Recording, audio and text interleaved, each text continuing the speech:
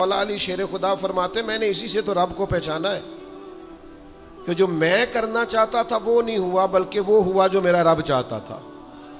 فرماتے میں نے کسی کام کے لیے سارے اسباب جمع کر لیے، جب نہیں ہوا تو میں سمجھ گیا یہ کرنا میرے اللہ نے۔ یہ تو اللہ کی بہت بڑی اس کے ہونے کی علامت ہے کہ آپ اس کی رضا پہ راضی رہیں۔ حضرت ابن وقاص رضی اللہ تعالیٰ عنہ بڑے مستجاب الدعوات تھے، جو دعا مانگتے تھے قبول ہو جاتی تھی، اللہ کا ان پر خاص انعام تھا۔ اور یہ بات بڑی مشہور ہو گئی، دور دور سے لوگ ان کے پاس دعائیں کرانے آتے، خود وہ نابینا تھے، بینائی نہیں تھی۔ تو کچھ لوگوں نے ان سے کہا کہ آپ اپنے لیے بھی دعا کر لیں، تو فرمانے لگے میرے رب نے بڑا عرصہ مجھے آنکھوں کا نور عطا کیا ہے، اب وہ لے گیا ہے تو میں اپنے رب کی رضا پہ راضی ہوں۔ اب اس میں ہوتا کیا ہے، دکھ اور تکلیف اور اللہ کے فیصلے پہ راضی رہنے میں نا ایک خاص لذت بھی ہے۔ صرف سکھوں کا مزہ نہیں ہوتا، دکھوں کا بھی مزہ ہوتا ہے۔ ہاں زخموں کی بھی ایک لذت ہوتی ہے۔ یہ کبھی آپ کے کوئی زخم ہو جائے اور ٹھیک ہونے کے قریب آئے تو آپ اسے چھیڑ کے دیکھیں، اس کی بھی ایک لذت، دکھوں کا بھی ایک مزہ۔ سکھوں میں تو لوگوں کو رونا نہیں آتا، جو بڑے سکھی ہوتے ہیں وہ تو کعبے جا کے نہیں روتے، ناراض نہ ہوئیے گا مجھ سے، ان کو تو مدینے جا کے رونا نہیں آتا۔ یہ دکھ ایک ایسی چیز ہے جو بندے کے دل کو نرم رکھتے ہیں۔ یہ آزمائش ایک ایسی چیز ہے جس میں نفسانی قوتیں ختم ہوتی۔ کوئی نہ کوئی آزمائش انسان کے ساتھ رہے تو اللہ کے حضور حاضر رہتا ہے۔ دکھوں کو، بیماریوں کو، تکلیفوں کو کبھی بھی برا نہیں جاننا چاہیے۔ یہ تو انسان کو اللہ کے قریب کر دیتی ہیں، دلوں کو نرم کر دیتی۔ جن کو ہم بعض اوقات بڑی آزمائش سمجھ رہے ہوتے ہیں وہی تو خیر بن جاتی۔ حضرت جناب ایوب علیہ السلام شدید علیل ہو گئے، شدید بیمار ہیں، 16 سال گزر گئے بیماری کو۔ تو آپ کی اہلیہ نے ایک دن آپ سے کہا اللہ کے نبی ہیں، دعا ہی مانگ لیں، اللہ شفا دے دے۔ تو جناب ایوب علیہ السلام اپنی اہلیہ سے فرمانے لگے شفا کتنا عرصہ رہی ہے؟ انہوں نے کہا 60 سال۔ فرمایا بیماری کو کتنا عرصہ ہوا؟ کہا 16 سال۔ فرمانے لگے ذرا بیماری کو بھی 60 ہو لینے دے، پھر دعا مانگ لیں گے، ہو لینے دے ذرا 60 سال۔ اللہ کی رضا پہ راضی رہنے کا فیصلہ کیا۔ آپ کی زبان مبارک سے یہ جملے نکلے کہ 60 سال ہو جائیں گے تو کر لوں گا دعا، اللہ تعالیٰ نے اسی وقت شفا عطا فرما دی، ٹھیک ہو گئے جناب ایوب۔ کچھ دن گزرے نا تو آپ کی اہلیہ نے ایک سوال پوچھا، کہنے لگی ایوب یہ بتائیے آپ نے بیماری بھی دیکھی، شفا بھی دیکھی، بیماری ٹھیک تھی کہ شفا؟ تو آپ فرمانے لگے سارے دن ہی اللہ کے ہیں، جس حال میں رکھے ٹھیک ہے۔ وصل اچھا ہے نہ فراق اچھا ہے، یار جس حال میں رکھے وہی حال اچھا ہے، میں سارے دن اس کے ہیں۔ لیکن فرمانے لگے اگر تم مجھ سے پوچھو نا میری ذاتی رائے تو بیماری بڑی اچھی تھی۔ انہوں نے کہا یوں بیماری اچھی تھی؟ آپ فرمانے لگے جب میں بیمار تھا نا تو 24 گھنٹے میں ایک بار میرا رب میرا حال پوچھتا تھا۔ فرمایا 12 گھنٹے تو اس مزے میں گزر جاتے تھے کہ رب نے حال پوچھا ہے، اور پھر اگلے 12 گھنٹے میں انتظار کرتا تھا کہ میرا رب دوبارہ کب حال پوچھے گا۔ تو میں ان 24 گھنٹوں کی لذت نہیں بتا سکتا جو اس کے حال پوچھنے سے طاری ہوتی۔ تو فرمایا شفا تو مل گئی ہے پر اب وہ حال تو نہیں نہ پوچھتا۔ اب وہ میرے بھائی اس بیماری میں جو لذتیں ہیں، جو کرم نوازیاں ہیں، جو رحمتیں، ان کو بھی تو دیکھیں۔ اپنے کریم رب کی رضا پہ راضی تو رہے۔ آپ کو پتہ ہے دکھ کس کو کہتے ہیں؟ دکھ کی تعریف درویش یہ کرتے ہیں کہ ہماری مرضی اور ہے اور رب کا ارادہ کرم اور ہے، اس کا نام دکھ ہے۔ سکھ کیا ہے کہ ہماری بھی وہی مرضی ہے جو ہمارے رب کی مرضی ہے۔ اگر مالک کریم کا ارادہ کرم یہ ہے کہ لاکھوں کروڑوں مل جائیں تو الحمدللہ، اور اگر اس کا ارادہ کرم یہ ہے کہ ایک وقت روٹی ملے ایک وقت فاقہ ہو تو الحمدللہ۔ اللہ کے فیصلوں پر راضی رہنا۔ ڈھیر سارے لوگ دنیا میں ملتے ہیں جو کہتے ہیں جی مجھے یہ پریشانی ہے، میں سب طبیبوں حکیموں کے پاس گیا، پھر میں آستانوں درباروں مزاروں پہ بھی حاضر ہوا، اس کے بعد میں نے بڑے بڑے دانشوروں سے مشاورت کی، لیکن میرا یہ مسئلہ حل نہیں ہوتا۔ تو کیا ہوتا ہے پھر وہ انزائٹی کا، ڈپریشن کا، ٹینشن کا، ذہنی تناؤ کا شکار ہونے لگتے ہیں۔ یاد رکھیے گا کہ اگر سارے ڈاکٹروں، طبیبوں، حکیموں، دعاؤں، التجاؤں کے بعد بھی مسئلہ حل نہیں نہ ہو رہا، تو پھر معنی یہ ہے کہ رب کی رضا یہی ہے کہ جو کرم سے اس نے فیصلہ کر دیا ہم بھی اس فیصلے پہ راضی ہو جائیں۔ بے چینی اور اضطراب یہ ہے کہ اللہ کا فیصلہ کچھ اور ہے اور ہماری جد و جہد کچھ اور ہے، اس سے ذہنی اضطراب اور تناؤ پیدا ہوتا ہے، اس سے طبیعتیں بے چین اور بے قرار ہوتی۔ امام علی مقام رضی اللہ تعالیٰ عنہ کی زندگی یہ ہے، اس کو سمجھیے گا کہ جس طرح قرآن مجید نے حضرت یوسف علیہ السلام کے واقعہ کو احسن القصص کہا ہے نا، قصوں میں سے سونا قصہ، خوبصورت داستان جناب یوسف کی، اور داستان یہ ہے کہ کبھی وہ باپ کے سب سے زیادہ لاڈلے ہیں اور کبھی وہ جناب یوسف علیہ السلام کنویں کی زینت بن گئے، کبھی ان کے قریب گرم ہوا بھی نہیں آتی اور کبھی ان کے چہرے پر تماچے پڑتے ہیں۔ پھر وہ کنویں سے نکلتے ہیں تو ایک اور تکلیف سہتے ہیں کہ انہیں بازار میں بیچا جاتا ہے، پھر وہ اللہ کی فضل سے اور اس کی توفیق سے ایسی جگہ چلے جاتے ہیں جہاں انہیں شہزادہ بنا کے رکھا جاتا ہے۔ کچھ زندگی بڑی آسودگی اور آسانی کی طرف بڑھنے لگتی ہے کہ پھر ایک فیصلہ کرم ہوتا ہے کہ جناب یوسف کو جیل میں جانا ہے، تو وہ کسی جگہ شکوہ نہیں کرتے، وہ کنویں میں جاتے ہیں تو پھر بھی اللہ کی رضا پہ راضی ہیں، وہ شہزادے بنتے ہیں تو پھر بھی اللہ کی رضا پہ راضی، وہ دوبارہ جیل میں ڈال دیے جاتے ہیں تو پھر بھی اللہ کی رضا پہ راضی ہیں۔ پھر اللہ کا فیصلہ ہوتا ہے کہ جس ملک کے وہ قیدی تھے نا، رب اسی ملک کا انہیں بادشاہ بنا دیتا ہے۔ یہ انسانی زندگی کا ایک دستور ہے کہ آپ کو دکھ بھی آئیں گے، سکھ بھی آئیں گے، آزمائشیں بھی آئیں گی، تکلیفیں بھی آئیں گی، لیکن سکھوں کا معاملہ تو ہم بڑے لطف کے ساتھ اور ذائقے کے ساتھ گزارتے ہیں، دکھوں کی باری آتی ہے تو شدید اضطراب کا شکار ہو جاتے ہیں۔ بالکل یہی زندگی جناب امام حسین رضی اللہ تعالیٰ عنہ کی۔ آپ کبھی خوبصورت پہلوؤں پر غور کریں نا کہ امام علی مقام وہ ہیں کہ کبھی وہ سجدے کی حالت میں نانا کے کندھوں پہ ہیں اور کبھی حضور گلی سے گزر رہے ہیں تو حسنین نانا کے کندھوں پہ ہیں۔ کبھی کیفیت یہ ہے جناب امام علی مقام رضی اللہ تعالیٰ عنہ کی کہ وہ اپنی والدہ کے مقدس کاشانہ نور میں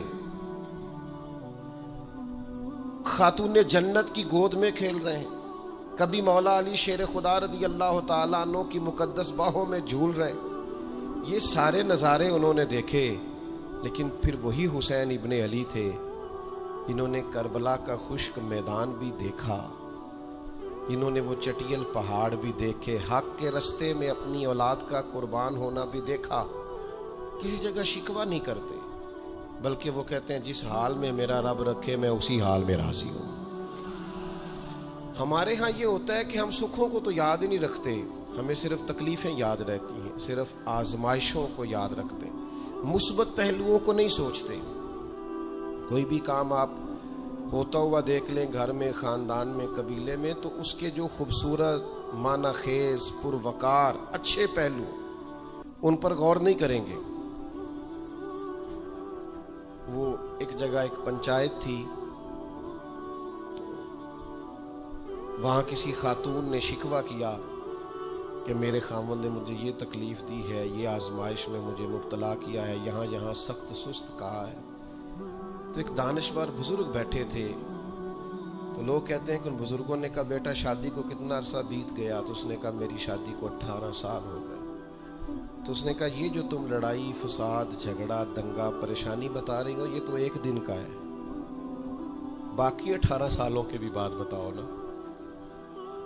تم نے ایک دن کا جھگڑا تو یاد رکھا اور اس ایک دن کے جھگڑے کے نتیجے میں آنے والی تکلیف کو بھی تم نے یاد رکھا، لیکن وہ جو 18 سال تمہارے اپنے شوہر کے ساتھ سکھی گزر گئے ان کا بھی تو تذکرہ کرو۔ تو کچھ دیر کی خاموشی کے بعد اللہ نے اس خاتون کے دل میں ٹھنڈک پیدا کی اور وہ کہنے لگی میرے شکوے دور ہو گئے ہیں، اب میں انشاءاللہ کوشش کروں گی کبھی دوبارہ اپنے شوہر کی شکایت نہ کروں۔ اب بات کو سمجھیں، ہم اپنی زندگی کی صرف شکایتیں یعنی دکھ ہی ہیں صرف زندگی میں، وہ دعا کر دیں جی میرے گھٹنے میں درد ہے، باقی جسم ٹھیک ہے نا ماشاءاللہ سارا، اس کا شکر بھی ساتھ ادا کریں۔ دعا کریں جی آج کل کاروبار نہیں چل رہا تو اس سے پہلے ساری زندگی ٹھیک چلتا رہا ہے نا، اس کا شکر بھی ادا کر لیں۔ قرآن مجید فرقان حمید ارشاد فرماتا ہے اللہ کے بندوں کی شان یہ ہے کہ رضی اللہ عنہم ورضوا عنہ، یہ بڑا خاص پہلو ہے۔ اللہ فرماتا ہے کہ اللہ ان سے راضی ہے اور وہ بھی اپنے اللہ سے راضی ہے۔ اللہ نے انہیں جس حال میں رکھا ہے وہ بھی اللہ سے راضی ہیں۔ ذالک الفوز العظیم، اللہ فرماتا ہے یہ بڑی کامیابی ہے، اللہ بھی ان سے راضی ہے اور وہ بھی اللہ سے راضی ہیں۔ امام غزالی رحمت اللہ تعالی علیہ سے کسی نے پوچھا یہ بندے کا اللہ سے راضی ہونے کا کیا مطلب ہے؟ تو امام صاحب فرمانے لگے رب تو کریم ہی بڑا ہے، یتیم کے سر پہ ہاتھ پھیر دو راضی ہو جاتا ہے، وہ طوائف کتے کو پانی پلا دے تو مالک راضی ہو جاتا ہے، وہ تو مہربانی بڑا ہے، تم نے رو کے 2 آنسو بہا دیے وہ راضی ہو جاتا ہے۔ فرماتے بندے کا مسئلہ ہے، مسئلہ تو بندے کا ہے، یہ راضی ہوتا ہی نہیں، یہ ہر وقت شکوے کرتا ہے، ہر وقت شکایات کرتا ہے، ہر وقت اس کا ذہن الجھا رہتا ہے، ہر وقت کوئی نہ کوئی نئی چیز کا مطالبہ کرتا ہے۔ نبی رحمت نور مجسم شفیع معظم صلی اللہ تعالی علیہ وسلم ارشاد فرماتے ہیں تم نہ اللہ کے دیے ہوئے تھوڑے رزق سے راضی ہو جاؤ، وہ بھی تمہاری تھوڑی عبادت سے راضی ہو جائے گا۔ لیکن ہمارا حال یہ ہے کہ ہمیں سب کچھ چاہیے اور نتیجے میں اگر کوئی خدمت کرنی پڑے، کوئی ڈیوٹی کرنی پڑے، کوئی کام کرنا پڑے تو اس کے لیے ہم تیار نہیں ہوتے۔ عزیز بھائیوں سمجھیے گا، غور فرمائیے گا، توجہ کیجیے گا اس بات پر کہ ہمیں ہر حال میں اپنے رب سے راضی رہنا۔ آزمائش آ جاتی ہے، دکھ آ جاتے ہیں، محنت پوری کریں، جدوجہد پوری کریں، جو کام آپ کرنے جا رہے ہیں اس کے لیے جتنے ضروری اسباب ہیں وہ جمع سارے کریں، لیکن نتیجہ اللہ پہ چھوڑ دیں، رزلٹ اپنی مرضی کا نہ مانگیں۔ یہ عقیدہ توحید یہ ہے کہ نتیجہ جو رب ہمارے لیے نکالے وہ نتیجہ ہمیں قبول ہونا چاہیے۔ درویش نے ایک جملے میں بات ختم کر دی، وہ کہتے ہیں دکھ قبول محمد بخشا، بس راضی رہن پیارے۔ اگر پیارے راضی ہیں دکھ دینے میں تو پھر ہمیں یہ دکھ قبول ہے اور کئی دفعہ قبول ہے۔ تو اپنی طبیعت کے اندر یہ مقام تسلیم و رضا لائیں، ہر وقت اپنے رب سے راضی رہے۔ صحیح مسلم شریف میں حضرت عمر فاروق رضی اللہ تعالیٰ عنہ کا ایک جملہ بڑا خوبصورت ہے اور حضور اس کو سن کے بڑے راضی ہوئے، صحیح مسلم میں موجود ہے۔ حضرت عمر نے ایک موقع پر جب سرور کائنات علیہ السلام کو تھوڑا ناراض دیکھا، حضور کے چہرے پر کچھ آثار ناراضگی دیکھے، تو جناب عمر نے ایک جملہ کہا تھا جو بڑا حسین ہے اور کتب احادیث میں چمکتا ہے۔ حضرت عمر نے وہ بات کہی تو حضور کی ناراضگی خوشی میں بدل گئی، نبی پاک علیہ السلام کے چہرے پر جو آثار ناراضگی تھے وہ خوشی کے تصورات میں بدل گئے۔ حضرت عمر عرض کرنے لگے رضیت باللہ ربا وبالاسلام دینا وبسیدنا ومولانا محمد نبیم ورسولا۔ حضرت عمر نے حضور کو ناراض دیکھا تو کہنے لگے یا رسول اللہ، ہم اللہ کے رب ہونے پہ راضی ہیں، اسلام کے دین ہونے پہ راضی ہیں، اور اللہ نے آپ کو ہمارا نبی اور رسول بنایا، ہم اس بات پر بڑے راضی ہیں۔ ہم راضی ہیں کہ اللہ ہمارا رب ہے، اسلام ہمارا دین ہے، اور محمد صلی اللہ علیہ وسلم ہمارے نبی اور رسول ہیں، بڑے راضی ہیں۔ بس یہ رضا والا جملہ کہا تو اللہ کے رسول خوش ہو گئے۔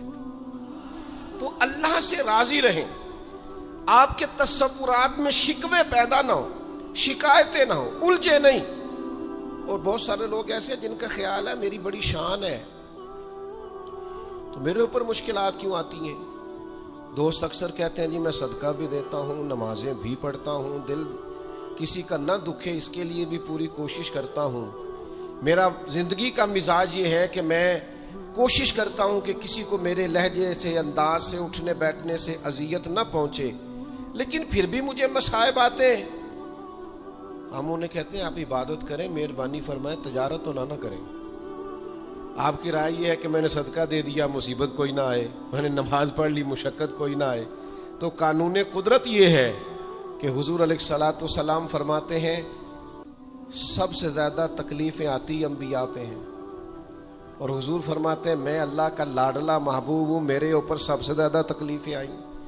یہ آپ اللہ کی رضا پہ راضی رہ کے تو دیکھیں، آپ کے مزاج میں کمال بردباری پیدا ہو جائے، ایک ٹھہراؤ آئے.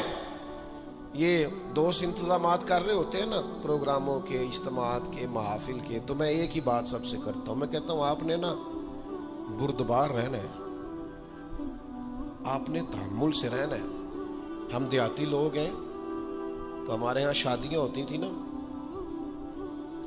تو شادیوں پہ رشتہ دار اکٹھے ہوتے تھے، تو صرف یہ فکر نہیں ہوتی تھی کہ کھانا پورا ہو جائے، صرف اتنی فکر نہیں ہوتی تھی کہ ان کے سونے کا انتظام ہو جائے، ایک فکر اور بھی ہوتی تھی کہ بندے بڑے اکٹھے ہوئے ہیں، سارے برادری اکٹھی ہوئی ہے، کتے لڑ نہ پائیں آپس میں. ہمارے ہاں نا چڑھانے والے زیادہ خطرناک نہیں ہوتے، چڑھنے والے زیادہ خطرناک ہوتے ہیں، جو ذرا سی بات پہ غصے میں آ جائیں، ذرا سی بات پہ چڑھ جائیں، کہیں سکون ہی نہیں، ٹھہراؤ ہی نہیں زندگی میں. اللہ کی رضا پہ راضی رہے. میرے رب نے جہاں مجھے رکھا ہے سب سے زیادہ باکمال رکھا ہے. جہاں میں ہوں خدا جانے بلندی ہے کہ پستی، پر جہاں میں ہوں وہاں کوئی نہیں ہے.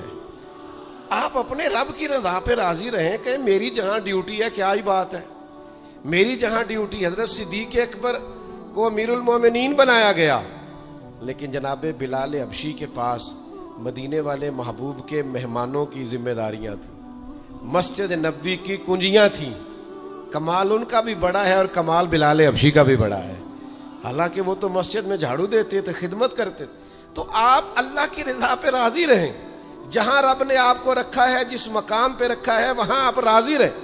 آپ کو اطمینان محسوس ہوگا، آپ سکون میں آ جائیں، دل میں ٹھنڈک محسوس کریں گے، پریشانیوں سے نکلیں گے. یہ حدیث دیکھیے امام غزالی نے لکھی ہے، نبی پاک صلی اللہ تعالی علیہ وسلم کے پاس نا صحابہ کی ایک جماعت آئی. انہوں نے عرض کی یا رسول اللہ صلی اللہ علیہ وسلم ہم ایماندار ہیں. تو حضور نے فرمایا تمہارے ایمان کی نشانی کیا ہے؟ تم صاحب ایمان ہو تو دلیل کیا ہے؟ انہوں نے عرض کی یا رسول اللہ، یہ ذرا دلیل سننا. عرض کرنے لگے یا رسول اللہ مصیبت آئے تو صبر کرتے ہیں، نعمت ملے تو شکر کرتے ہیں، اور یا رسول اللہ رب جو فیصلے کر دے ہم اس پر راضی رہتے ہیں. حضور فرمانے لگے کعبے کے رب کی قسم تو واقعی ایماندار لوگ ہو. اگر تم اللہ کے فیصلوں پہ راضی ہو، اگر تم نعمتوں پہ شاکر ہو، مصائب پر صابر ہو، تو تم واقعی مومن ہو. تو یہ یاد رکھیں اچھی طریقے سے کہ ہمیشہ اپنے آپ کو اپنے رب کے فیصلوں پہ راضی رکھیں، ہمیشہ کوشش کریں کہ مقدر سے شکوہ نہ کریں، تقدیر سے شکایت نہ کریں. جو ہمیں نہیں ملا اس کے بارے میں اپنی طبیعت کے اندر تڑپ اور طلب نہ پیدا کریں. بس جو فیصلہ رب نے کر دیا اس فیصلے پر ہمیشہ راضی رہیں. یہ کر کے دیکھیں. حضرت انس بن مالک رضی اللہ تعالیٰ عنہ فرماتے ہیں ایک پوری جماعت جنت میں جائے گی لوگوں کی. فرشتے ان سے پوچھیں گے کہ میاں حساب دے آئے ہو؟ تو وہ کہیں گے ہمیں تو کسی نے حساب پوچھا ہی نہیں. ان سے پوچھا جائے گا پل صراط دیکھی ہے؟ کہیں گے نہیں ہم نے تو نہیں دیکھی.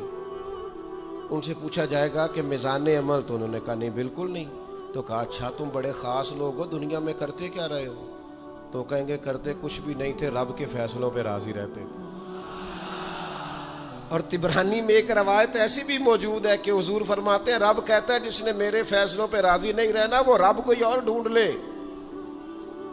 اگر تم میرے فیصلے پہ راضی ہی نہیں ہو، او بھائی میں اپنے ادارے کا سربراہ ہوں، جو میرا فیصلہ نہیں مانے گا وہ نکلے گا ادارے سے.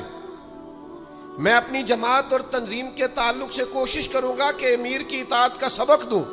اگر کوئی نظم و ضبط درست نہیں کرے گا، یہ ایک حال ہے یہاں کے جو مینجمنٹ کے کام ہے، معاملات ہیں، ایک سربراہ آپ نے بنایا ہوتا ہے، اب اس کی اگر بات نہیں مانے گا کوئی ورکر، کوئی کام کرنے والا، تو یقیناً وہ کہیں گے کہ میاں آپ بات نہیں مان رہے، تمہارا نظم و ضبط خراب ہوتا ہے.